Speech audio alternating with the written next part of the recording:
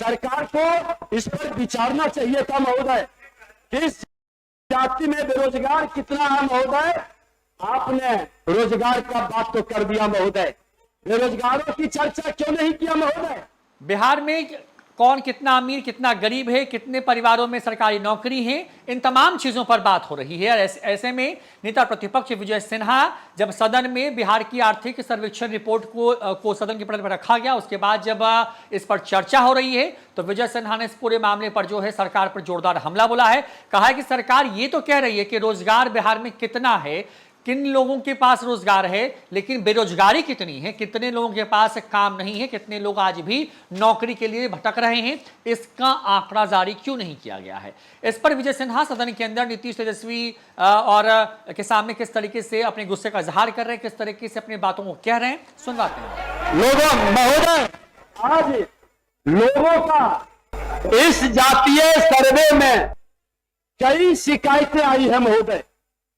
कई लोगों ने धरना प्रदर्शन के माध्यम से भी सरकार का ध्यान आकृष्ट करना चाहा, चाहे चंद्रवंशी समाज हो, धानुक समाज हो। उसी समाज के सत्ता महागठबंधन के प्रगति मेहता जी का भी स्टेटमेंट आया था महोदय।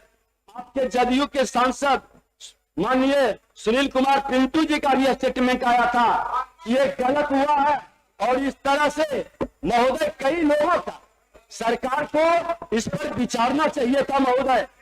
इस जाति में बेरोजगार कितना है महोदय? आपने रोजगार का बात तो कर दिया महोदय, बेरोजगारों की चर्चा क्यों नहीं किया महोदय? बतानी चाहिए किस जाति में कितना बेरोजगार है, इस पर मौन क्यों है महोदय? आज जो उछल रहे हैं, बोल रहे हैं कि हमने इतिहास कायम कर दिया।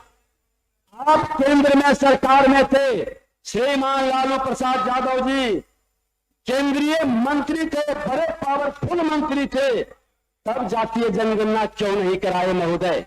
2011 में यूपीए की सरकार थी, क्यों जातीय जनगणना नहीं हुआ महोदय? केंद्र के साथ मिलकर 2015 में कर्नाटक के मुख्यमंत्री उस समय सीतारमैया जी जातीय गणना करवाए थे महोदय। आज तक आंकड़ा क्यों नहीं सार्वजनिक किया गया? आपके INDIA गठबंधन आपके नारा को बुलंद कर रहे हैं, चुनाव जब आता है लोगों को भरमाने का खेल खेलते हैं, वो आंकड़ा तो जारी करवाइए। क्यों मौन है महोदय?